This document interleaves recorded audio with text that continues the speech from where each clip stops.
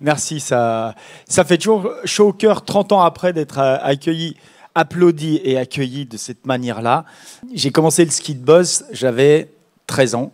C'était au club des sports à La Clusaz. Il me dit, tu mets tes bras devant, puis tu laisses glisser. Et j'ai eu un gros doute. Imaginez, vous êtes à ma place, vous avez le coach, vous lui dites, je ne suis pas fait pour ce sport. Mais réfléchissez-y parce que c'est des moments clés. Et il a répondu, aussi longtemps que tu penseras comme un loser, tu finiras comme un loser. Se penser comme un champion, c'est, voilà. Et il m'a dit, là où toi tu vois des problèmes, lui, il voit des solutions. Tu vois. Je philosophie de champion, tu vois, plus de résultats avec un minimum d'efforts et un maximum de plaisir.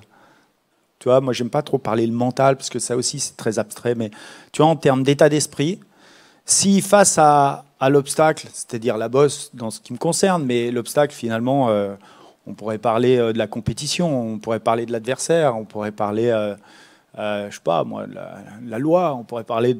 Il y a plein d'obstacles, de contraintes, de difficultés.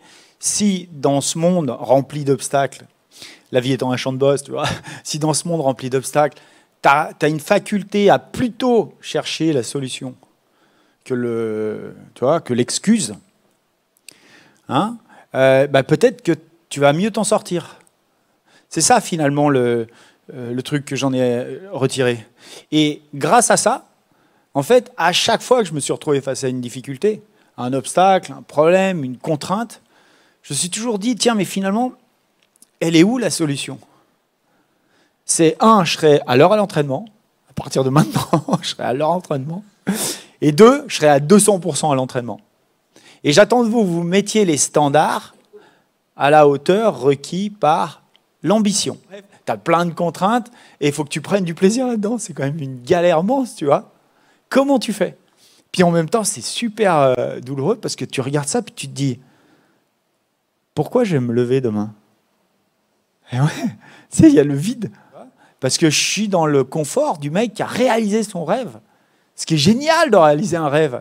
Mais quand tu as réalisé un rêve, il n'y a plus de rêve. Ah, c'est mon levier de reconnaissance. Moi, je gagne une course où je la perds, je vais faire la fête avec mes coachs pour leur dire merci. C'est un acte de management, tu vois.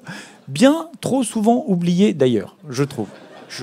Revenez à ça, tu vois.